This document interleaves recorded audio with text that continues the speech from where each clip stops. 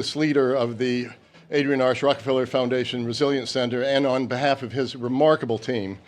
And to be honest, on behalf of a huge team that we have from the Atlantic Council, from 9 of our programs and centers, the Middle East, Latin America, Africa, our Global Energy Center, we're all over the place here at COP28 because of our commitment not only to the issues, but to moving the needle on these issues. And that's what we're here to do today. Our mission is to shape the global future together, and we take those words very seriously. Shape, we don't want to observe, we want to shape.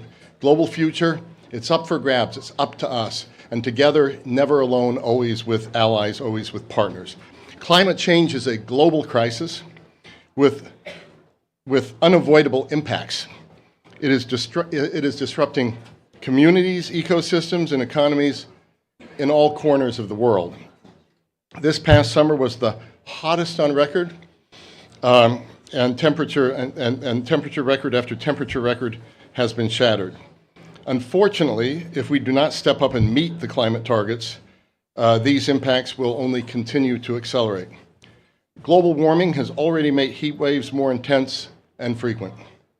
The crisis is here, and it's now. But what I also see, what I think all of us feel at this year's COP, is an opportunity for hope. We are coming together from different countries and across multiple sectors to drive this conversation and drive also a global consensus on the ambitious and impactful solutions we need to reduce the impacts of heat stress on people and the places they live. We have a compelling program here for you today, and I'm honored to introduce our first speaker, the Asian Development Bank President, Masatsuga Asakawa. And prior to his time at the Asian Development Bank, he was special advisor to the Japanese Prime Minister, to Minister of Finance, and for 4 decades before that held important positions in the Ministry of Finance, both on domestic and international affairs. So over to you, President Masa.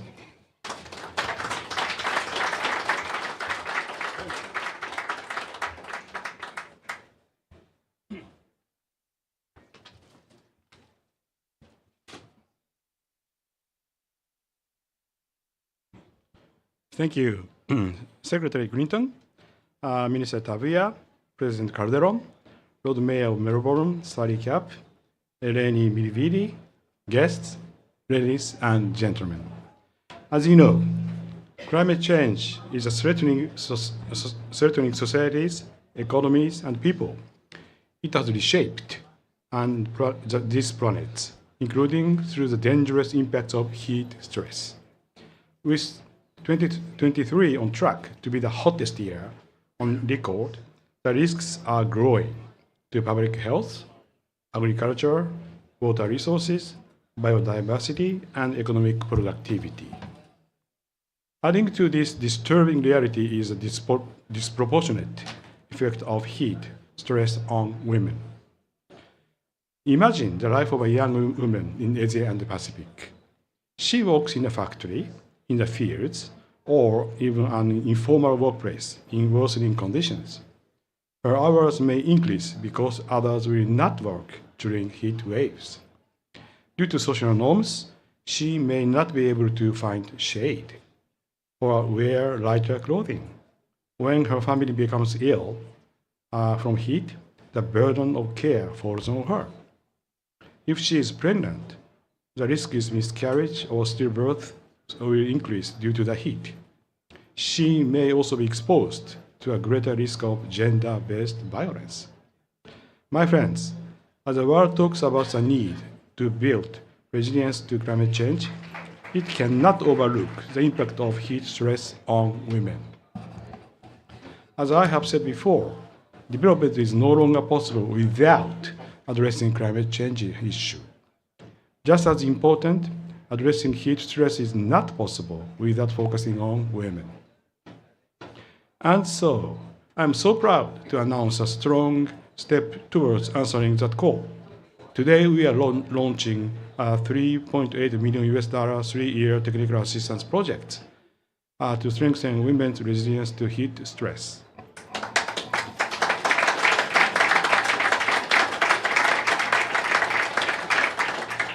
Thank you. ADB will invest in knowledge about the gendered impact of heat stress on economies, productivity, health, food security, and violence. We will support our developing member countries, DMCs, on heat action planning that is gender responsive and identify solutions that government can invest in.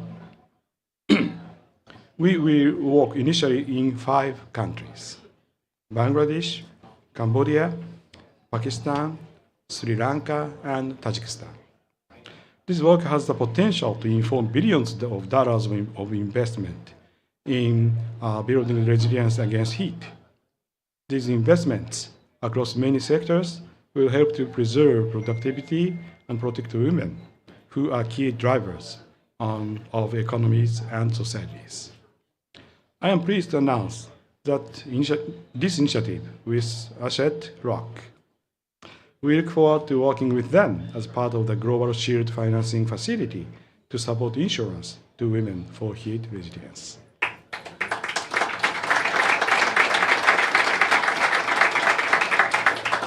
So I very much thank Secretary Clinton for her critical contributions to the initiative. Thank you very much. My friends, our work together shows us that meeting the challenges of heat stress can also be an opportunity to build a more equitable and sustainable future. I am optimistic about this future because of our partnership. I look forward to learning about the outcomes of this project. I am sure they will be reflected not only in the resilience of the things we build, but in the lives of women and girls we serve. Thank you very much for your attention.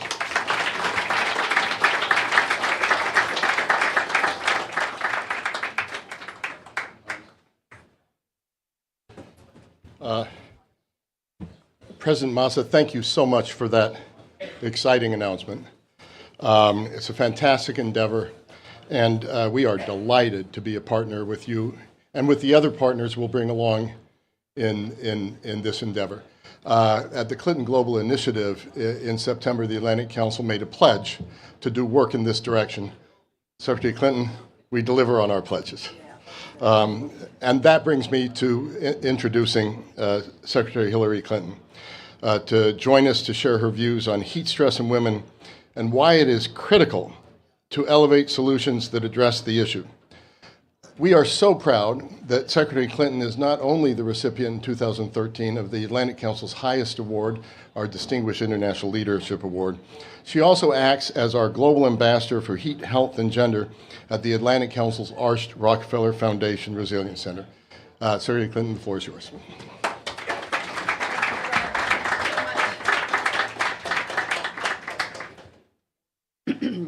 Well, thank you very much, Fred, and thanks to all of you who are gathered here, and thanks especially to the Asian Development Bank. Thank you, Mr. President, for this commitment, and thank you for the way you described it.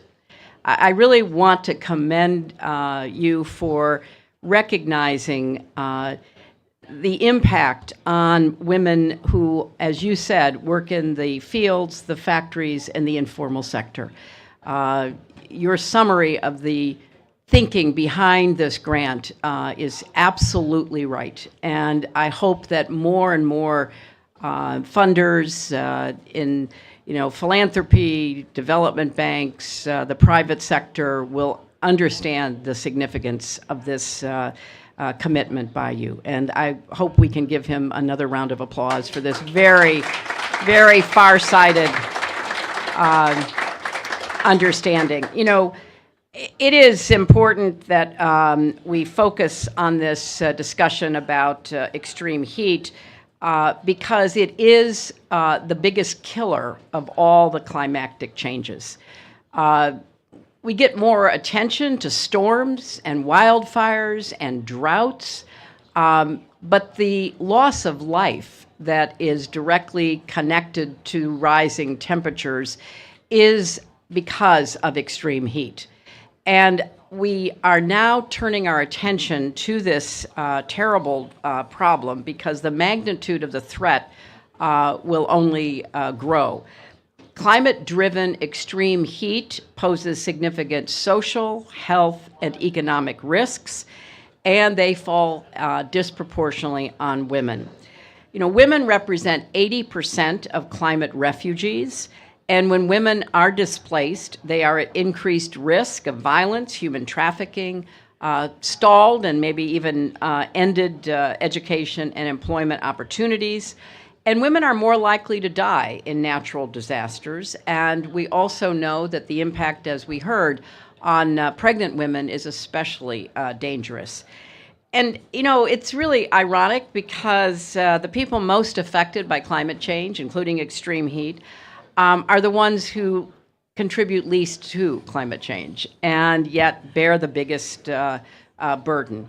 As Fred mentioned, the Clinton Global Initiative, the Atlantic Council, through the Adrienne Arsht-Rockefeller Foundation Climate Resilience Center, have partnered to focus on this. We started with a partnership with the Self-Employed Women's Association in India, which has nearly 3 million women members, and those members are now coping with the effects of extreme heat. And they have to find ways to mitigate the harm to themselves, and that includes an extreme heat insurance policy, and that's part of the work of the Atlantic Council's Extreme Heat Wave Alliance to help compensate women who are in the informal economy for lost wages when they literally cannot work because of the impact of heat. And this is a way we are trying to get very practical in helping women adapt and solve problems they did not create. Because when they have access to resilience funds or electric mini grids or clean cook stoves or solar panels, it can have a transformational impact on their lives, their families, and their communities. So we're thrilled that we launched a special Women and Girls Pillar at the Clinton Global Initiative meeting in September in 2023, in part to focus on the disproportionate climate impacts on women and girls and to find ways to solve these problems. You're about to hear from a panel that is very focused on how to deal with extreme heat. I've used the statistic before because we don't have reliable statistics, but we do have reliability about this one. Last summer alone, 61,000 people in Europe died from extreme heat. We don't have the statistic to the same extent in, Africa, many parts of Asia, Latin America, but this one we know. And if you think of 61,000 people dying in Europe, you can multiply that by, a factor of 5, 10, even more. So what you're going to hear from the panel is very much online about what we need to be doing, to define the problem, to examine the problem, to do the research that's necessary, and to make the case why dealing with extreme heat with a particular emphasis on women and girls is a climate-driven imperative. So I thank very much the Asian Development Bank, the Atlantic Council, and all of our partners, including CGI, to really help elevate this issue. Thank you very much.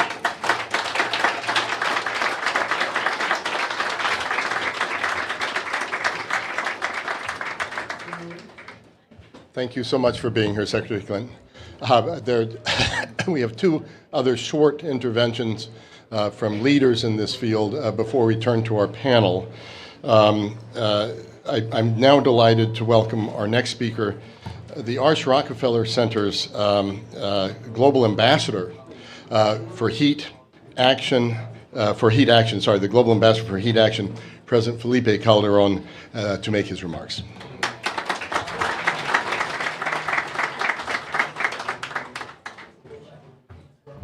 Good morning. Thank you. Thank you very much. Thank you to the Asian Development Bank for the invitation, to Atlantic Council, to Arsht-Rock Foundation, especially for Resilience Center.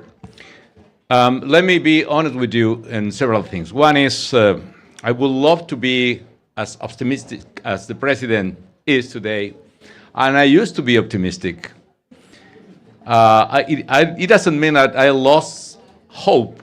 I still have hope, but I'm not pessimistic either, but I try to be realistic. And the reality shows that we are far away from the trend we need to go in our goal to be in 1.5 Celsius degrees as much. But nevertheless, that takes me to the event in which we are today, and is thinking about the consequences of that.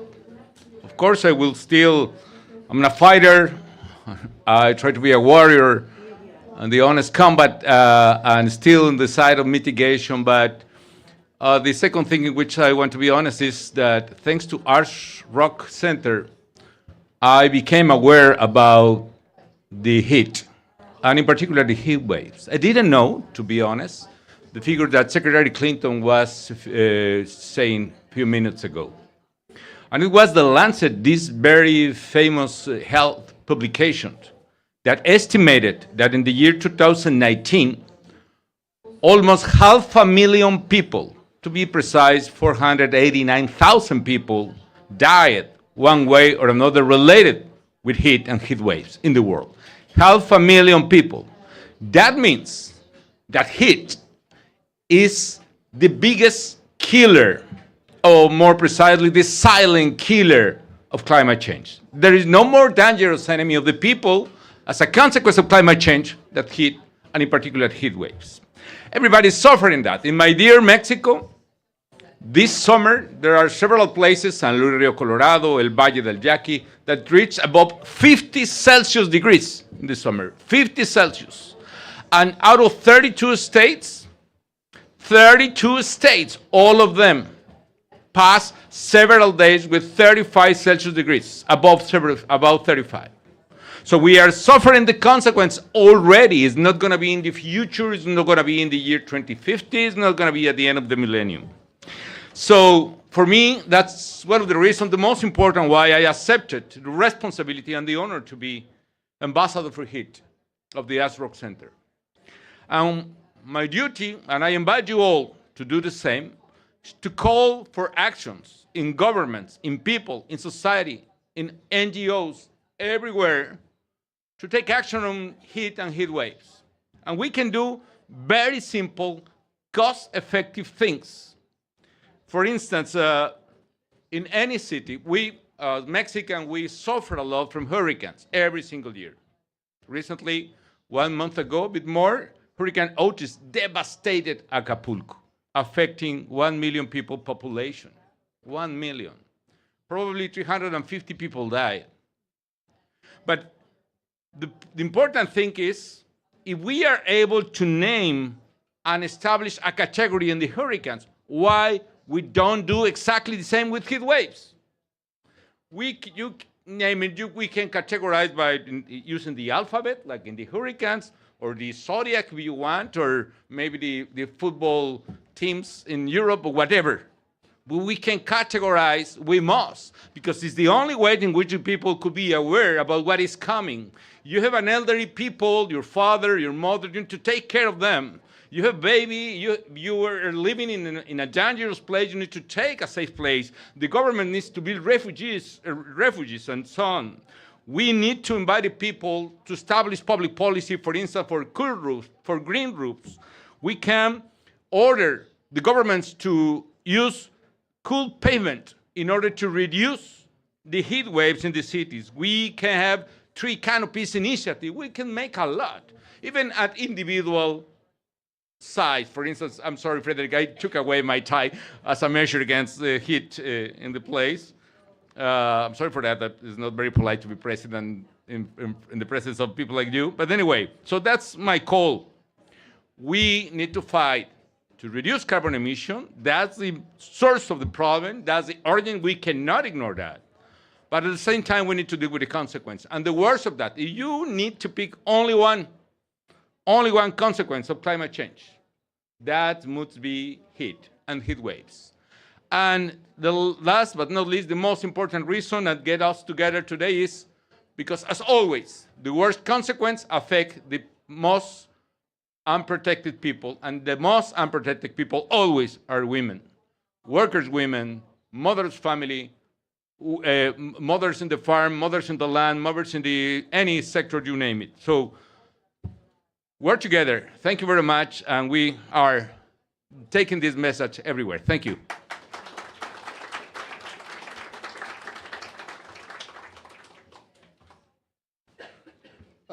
President Calderon, you are inspirational in so many different ways. You can take your tie off whenever you're with us. And so but that was wonderful. And speaking of inspirational speakers, this will be our last speaker before a really powerful panel. And it is my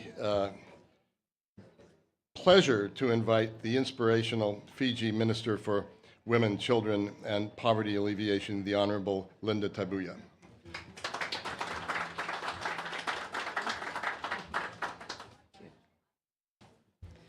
I'm profoundly honored to be here and to contribute to this critical discussion, and I thank my colleagues who've gone before me, of course, Madam Secretary, my friend President Massa, President Felipe Calderon, and colleagues. Today I stand before you not only as a representative of the government of Fiji, but also a daughter of the Blue Pacific. I have made a promise to my people to use every corridor of power, every platform I am granted, to vividly portray the climate crisis and its profound effects on my beloved Blue Pacific and our people, and most importantly, our women and girls in all diversity. The climate crisis in our region is a stark, unyielding reality, not a distant threat or an abstract concept. The Pacific Ocean, with its vast expanse and warm waters, has been a breeding ground for some of the most powerful cyclones in the world. Every day we experience the profound impact of both rapid and gradual climatic shifts. Our lives are marked by rising average temperatures and intense heat waves, alongside the devastating impact of tropical cyclones and storms that ravage our lands. At the same time, the gradual yet relentless rise in sea levels, coupled with ocean warming and acidification, insidiously undermines the very foundation of our existence. This crisis challenges the resilience of our people. It tests our strength against coastal vulnerabilities, the encroachment of salt water into our agriculture fields, and the extensive damages inflicted upon health, livelihoods, industry, and infrastructure. It's a threat that extends beyond our physical structures to the very soul of our cultural identity, tradition, and lifestyle. Regrettably, this ecological crisis exacerbates a complex spectrum of social issues, as we've heard from my colleagues, including the displacement of our communities, the disruption of educational systems, deterioration of our health, increasing poverty, the overwhelming burden of unpaid care, mostly on women and girls, along with an alarming rise in gender-based violence, as mentioned by President Massa. These issues deeply affect the safety and well-being of our children and women and girls in all their diversity, impacting their safety and sexual and reproductive health rights. In recent days, I've had the opportunity to engage with allies, listen intently, and reflect deeply. This has increasingly convinced me of the necessity for us to forge stronger alliance for a just transition and gender-responsive approach to the climate crisis. To me, it's imperative to recognize that women's rights issues cannot be tackled in isolation. And I believe you all believe that too. The challenges are deeply interwoven and interlinked. Addressing women's empowerment and resilience in the climate crisis context demands a simultaneous focus on prevention of gender-based violence, access to sexual and reproductive health rights, shifts in societal norms, women's leadership, and of course the challenge of unpaid care work. To take in hand in any of these issues effectively, we must address them all and concurrently. Simplifying these complex challenges with basic solutions is also ineffective, especially as the climate crisis exacerbates each of these issues. And on this note, I also want to thank ADB and the President for this wonderful announcement this morning. In this context, climate finance is crucial, but gender-inclusive finance is more important. It's more important and vital for what we need to do. It's crucial that climate finance becomes truly accessible and beneficial for all women and girls in all their diversity. Currently, only, yes, definitely need more gender inclusive finance. Currently, only 0.01% of worldwide climate change financing or funding is allocated to projects that address both climate issues and women's rights. We need to collectively recognize the connection between climate change and the unpaid care, domestic and communal work often done by women and girls. This commitment is essential in formulating and executing and assessing climate and environmental policies.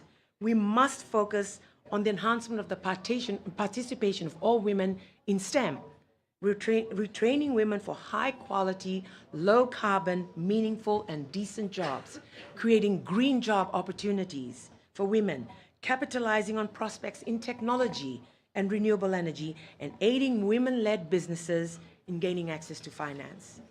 We must prioritize improving gender-sensitive climate data and statistics. We just heard some data this morning, but as President Massa rightly said, we need to gather more data and statistics in this area because this leads towards more gender-responsive budgeting processes, which are essential to track allocations and impacts across the entire climate change spectrum.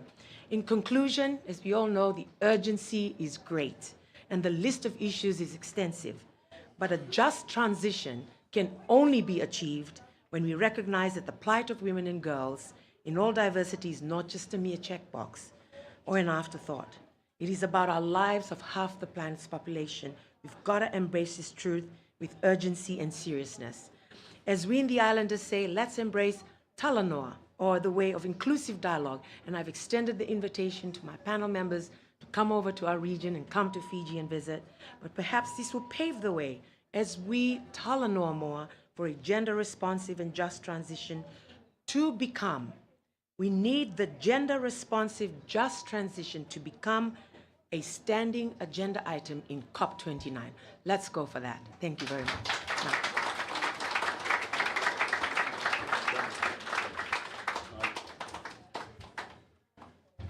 What an incredible lineup of speakers, and President Massa, thank you so much for this opportunity. Shaping the global future together, and this is a real shaping moment, and this is a real commitment, climate finance and gender equitable climate finance. Nothing could be more moving. So now I'm going to pass to the panel. I'll introduce the three panelists, if you could come up and take your seat. And then the moderator will be the leader of the Arsht-Rock Center, Jorge Gastelamendi. And I'm not sure if you're going to stand or you're going to sit, or you'll pull one up. So first of all, Minister Tabuya, please, if you'll join the panel. Lenio Miravelli, the Global Chief Heat Officer, UN Habitat and Senior Fellow, Adrienne Arsht-Rockefeller Foundation Resilience Center. And then it's our honor to have Sally Capp here, the Lord Mayor of Melbourne. Thank you for being here as well.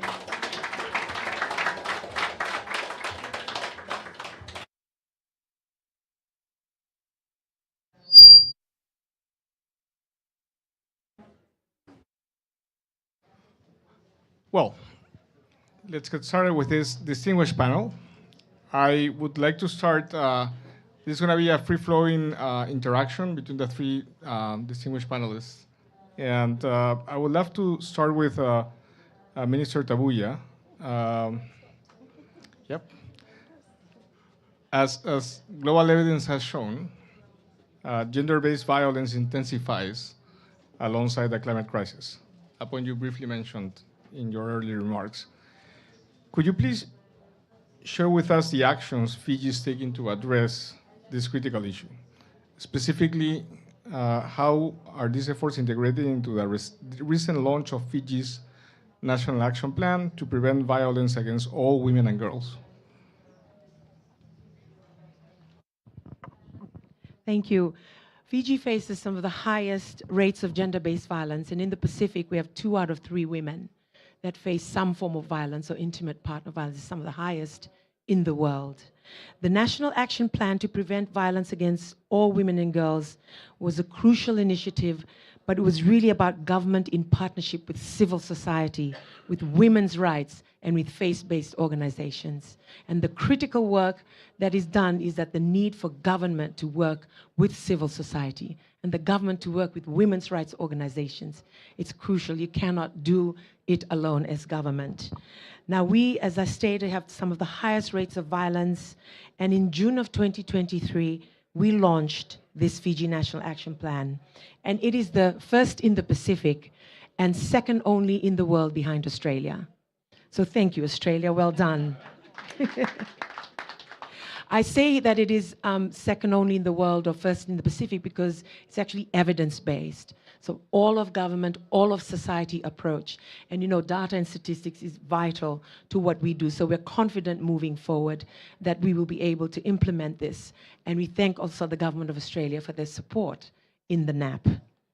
Now, in the heart of the Fiji NAP lies the recognition that gender inequality, of course, and dominance of men over women, as you call it, patriarchy is the underlying cause. But it requires us to unite as a nation. And to unite as a nation, come together. In this context, we are set to implement this NAP from early 2024. And this is collaborating again with women's rights organizations, civil society. And I also wish to thank the support of UN Women, who is partnering with us to be able to roll out this NAP, this National Action Plan. Now, it's important that for the first time, we have dedicated budget lines.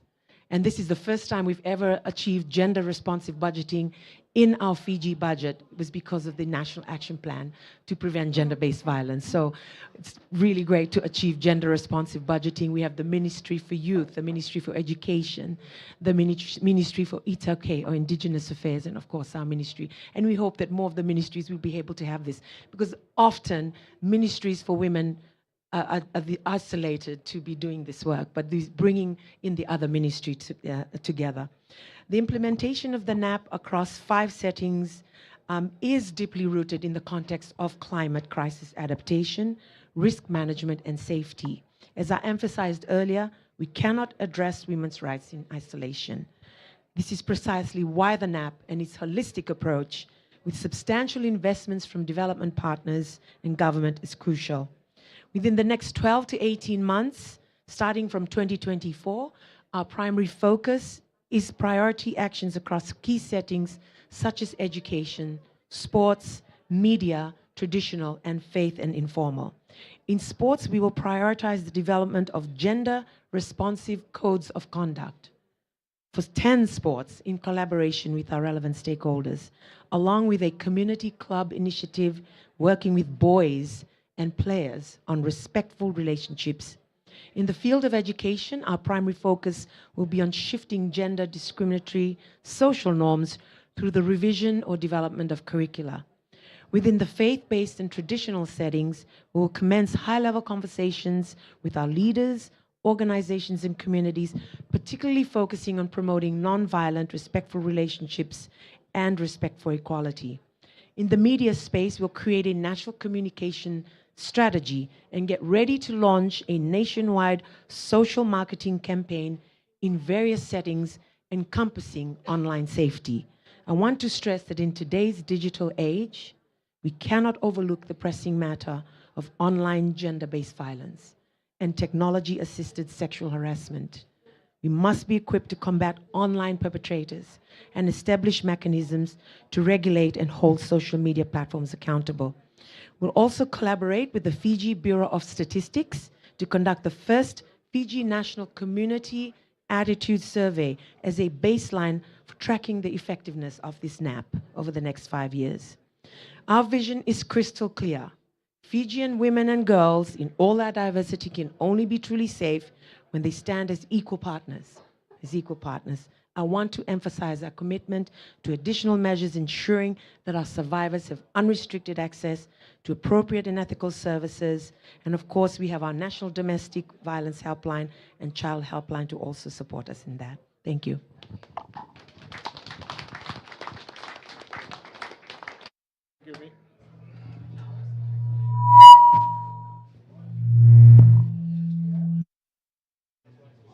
Okay, sorry. Again, it's fine. Thank you, Minister Tabuya. So much to do and so much has been done so far. Yep. Thank you for sharing your actions in Fiji, and so much to be learned also by other countries around the world. So with that, we'll move to Lord Mayor. I wanted to, first of all, recognize your commitment as a city on reducing the threat of extreme urban heat for all, particularly vulnerable people. Under your leadership, you are providing refuge for residents, workers, and visitors during extreme heat events. Can you talk about the process in making your city resilient to heat, and what have been some of the lessons learned in this process? Good, thank you, and it's wonderful to join you all here today for this important panel. And I want to particularly say thank you to the Adrienne Arsht-Rockefeller Foundation Resilience Centre for partnering with us on many of these initiatives, which I'll come to. I think all of the speakers so far have absolutely framed the proposition that heat exacerbates existing inequalities. And so the focus on heat, which is the biggest killer in Australia as well, puts extra pressure on our health system. We see ambulance call-outs go up by more than 50% during extreme heat, and our hospitals overrun with people seeking help. So it really goes through the entire system. And so Melbourne has been very focused on heat. And I'm going to mention three things particularly. One, which sounds ironic, is about better managing another extreme weather event, and that's extreme storms. By better managing water and capturing that in large underground reservoirs, we are guaranteeing that we have water to be able to keep our city cool during times of heat waves. And this has been a real breakthrough for us, and something we learned as part of the millennial droughts that lasted almost 2 decades that we had to respond to. So by having water and better use of water, we're able to better cool our cities, and that means that we have greener gardens in the summertime, for example. I wanted to particularly say we've just had our hottest winter on record in Melbourne. Average 1.53 degrees higher than normal. And this gives us a sense going into a global south summer of what is ahead. And we are really pleased with the Adrienne Arsht-Rockefeller Foundation Resilience Centre to have appointed chief heat officers. To this end, when we are, and Eleni, Tiffany Crawford's here, absolutely incredible initiative to bring a focus, both awareness and investment and delivery to heat initiatives. And I also mention this because we've talked a lot about women and the impact on women of heat, but in our city, women are leading the solutions also to heat. And I think it's a good way to enable and empower women to be part of the solutions as well. In terms of our chief heat officers, some of the initiatives have been simple but absolutely life transforming, from things like cool kits that we can make available to vulnerable members of our community. Overwhelmingly women now, over 55, are the largest growing cohort of people experiencing domestic violence in our city. Providing them with kits to be able to cope when they are often the most vulnerable because they're living on our streets or they're living in parks is absolutely essential. We're providing sanctuaries. Most people leave cities when it's hot because of the urban heat island effect. We need cities to be a sanctuary for people when it's hot. And so providing more canopy cover, engaging in what we have as an urban forest fund where we are co-investing with members of the community. I think of one initiative where a street in Melbourne that was all brick and bluestone is now a green sanctuary for residents, workers and visitors, a women-led initiative that has also created engagement and community because they have led on the plantings, they lead on the maintenance of these beautiful trees and understory plants, and they've completely transformed that part of the city into a place where people go when it's hot, not escape when it's hot. The last thing I wanted to mention as an initiative is really around innovation. We've got heat sensors now around our city on public transport, in public places. We are monitoring the microclimate to identify where heat is being extremely experienced within our city, to be able to put our efforts, even on a daily basis, into those neighbourhoods that need particular help. And if anybody's a tennis fan like I am, the Australian Open is often one of those places where it might be 35 degrees outside, but if you're sitting on centre court, it can get up over 50 degrees. It sounds like a first world issue, but when you are stuck to your plastic seat and you are in an environment of sitting like this, this is a perfect place for us to try innovation. And one of those things is the way that we use paint. So in that precinct, using paint that is reflective of sunlight rather than absorbing sunlight means that we can really lower temperatures in those places. It is important that we keep innovating.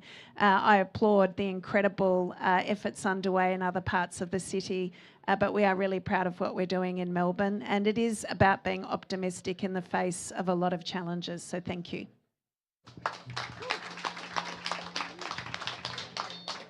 Mayor, if I may, just one more piece of information from my side, I would be interested to on the solutions front. How are you using early warning systems? How are you using early warning systems in the city to address heat? A very good point. And President Calderon said earlier, we need to be naming our heat waves. We fully support that. I think we're just going to start naming ours locally to really bring some focus. But yes, we have set up an early warning system, including public announcements through the streets of our city, of course, using social media and text messages.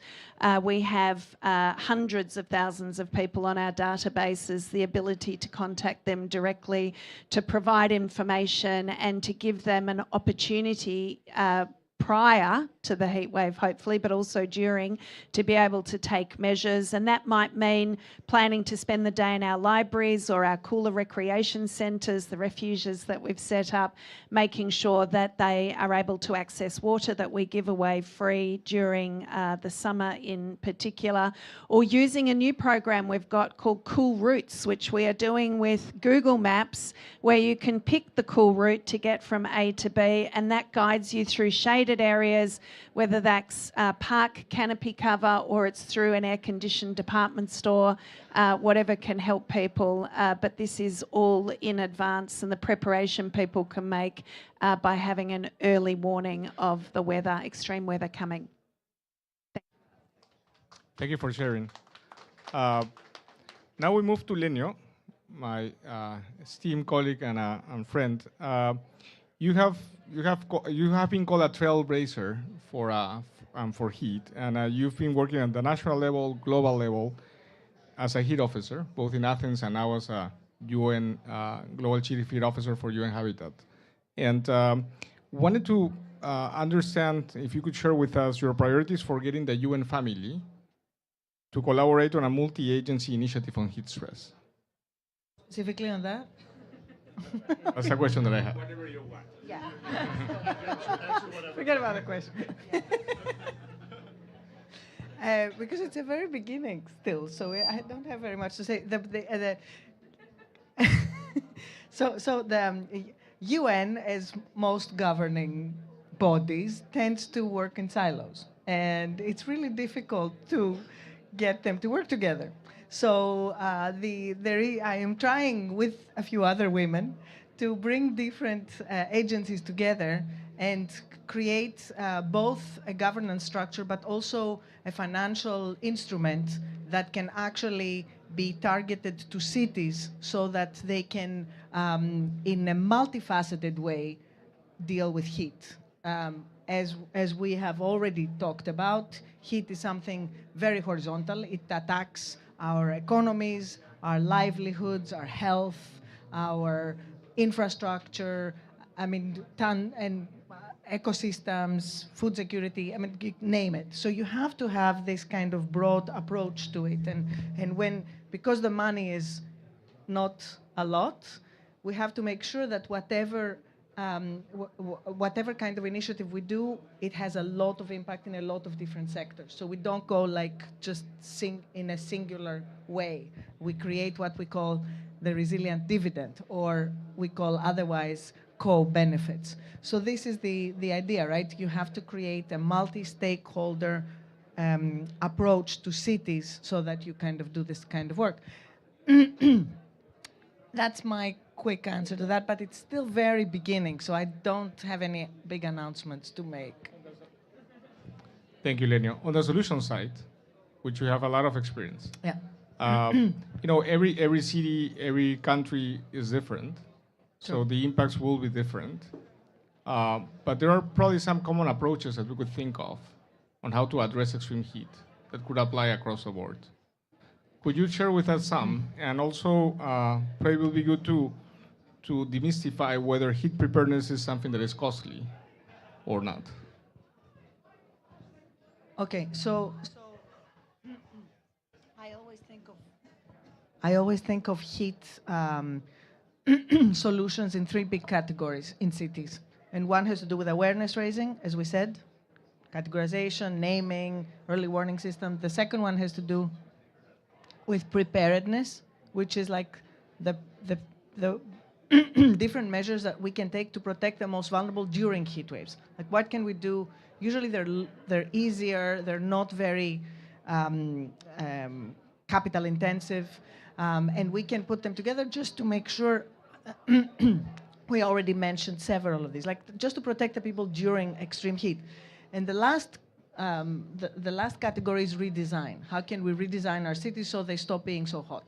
Because now our cities are like heat traps, and we have to figure out how to really make changes in our cities to make them cooler. So there are a lot of different ways that we can approach things, and generally, as you said, we can standardize stuff. I mean, we can generally kind of create early warning systems for all, which is something that the UN has put as a priority, and it can go to every city. You just have to figure out where are your vulnerable people, who are your vulnerable people, how do they get their information, contact them, and set up, a system that information goes to them. And this. So every time locally, it's different because there's different types of vulnerability and exposure in each city and each part of the world. But the general principle is the same. And, it should be established, and then, cities should figure it out and implement it, I think. The same with green nature, bringing nature into cities. I mean, it's a general principle. We have to figure out what kind of trees we need for each city and what kind of trees we need in, for example, informal settlements as opposed to, in American cities that have enormous spaces to kind of plant things.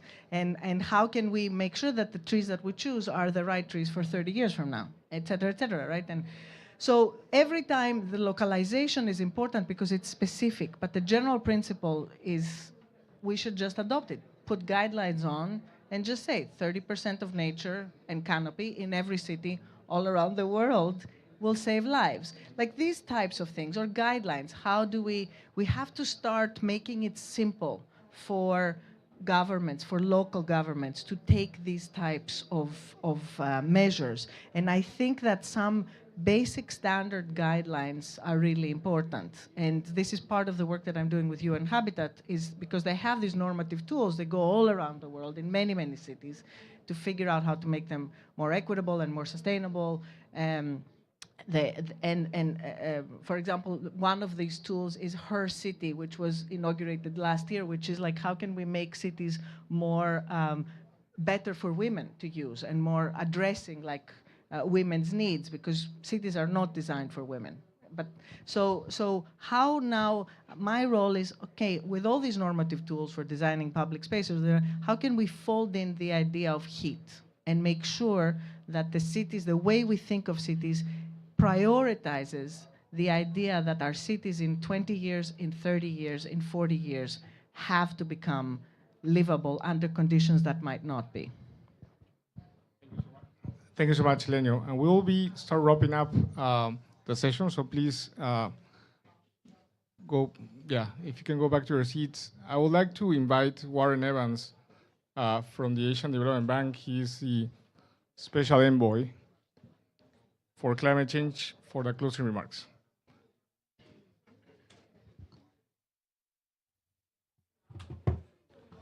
Thanks very much, Jorge. And Jorge and I worked together many, many moons ago in the World Bank, so it's great to see you again.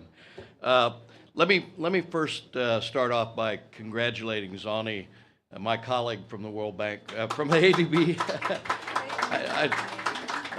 from the Asian Development Bank. I hope nobody's taking notes here. For organizing this, and excuse me, more important, for bringing this issue to the forefront of what we're doing in ADB.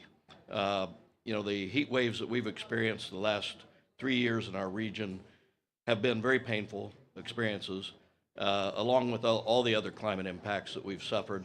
But because heat is the silent killer, it was not at the top of our agenda as we developed our climate change action plan.